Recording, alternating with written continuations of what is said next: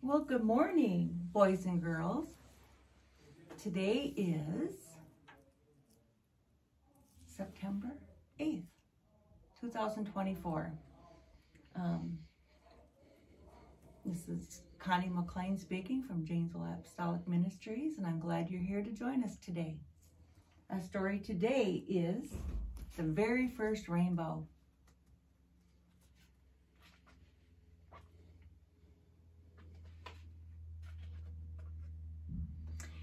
As you know, last week we spoke of it had rained for many, many days, many weeks for that matter. The ark now had floated high above the land, many feet higher than all the mountains and all the trees.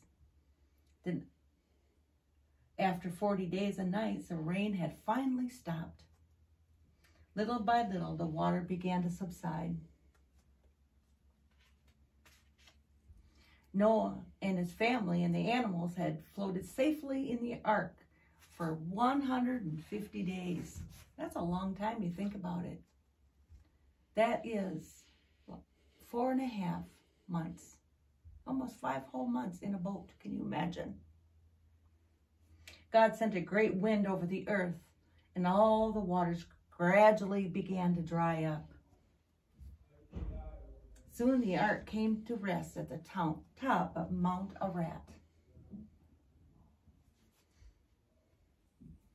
After another 40 days, Noah opened the window and sent out a raven.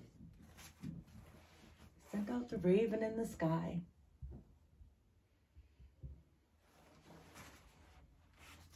The big, strong bird flew quickly across the water.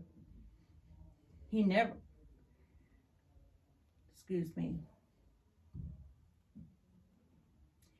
did find a place to stop and rest. Since there was only water, the raven returned to the ark.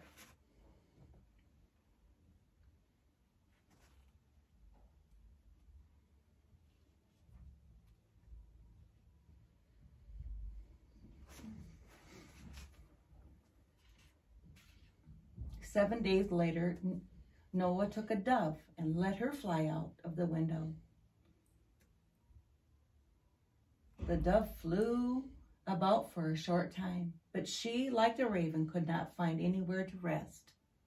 She too flew back to the ark. Noah waited another week and then sent the dove again. Noah and his family waited anxiously for the last dove to come to the window of the ark. In her beak was an olive leaf, which she had picked from a tree.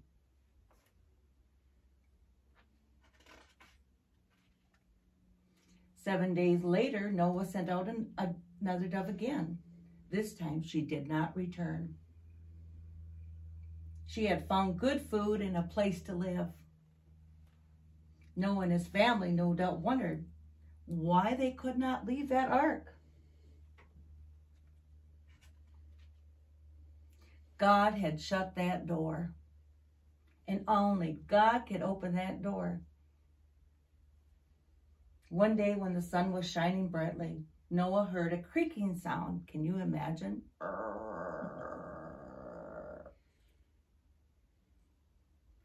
The door was slowly opening and swinging back wide, right here.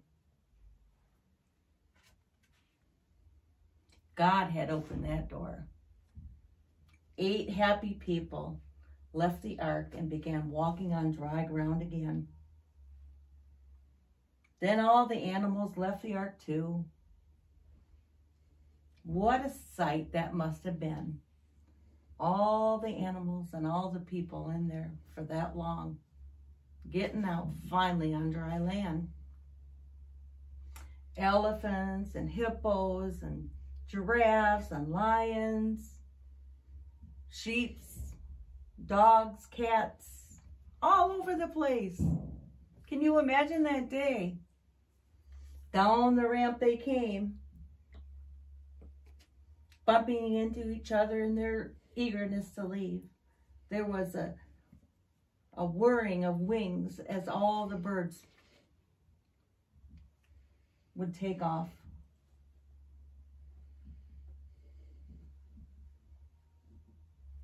And they flew through the sky. And there must have been a lot of noise too. Horses neighing, lions roaring, dogs barking, happy to be free at last. All the animals came out of the ark and hurried to make new homes for all of themselves. Noah and his family built an altar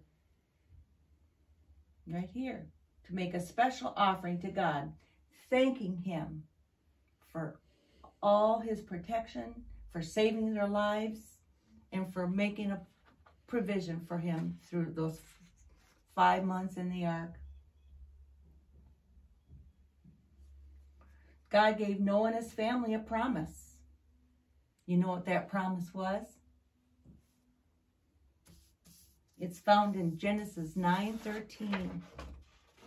And it says, I do set my bow for a covenant between me and thee. Found in Genesis 9:13. That promise is for us today too. And that's what that rainbow still means. It means that he promises that he would never destroy the earth again. That's a wonderful promise when it comes from the Lord, isn't it?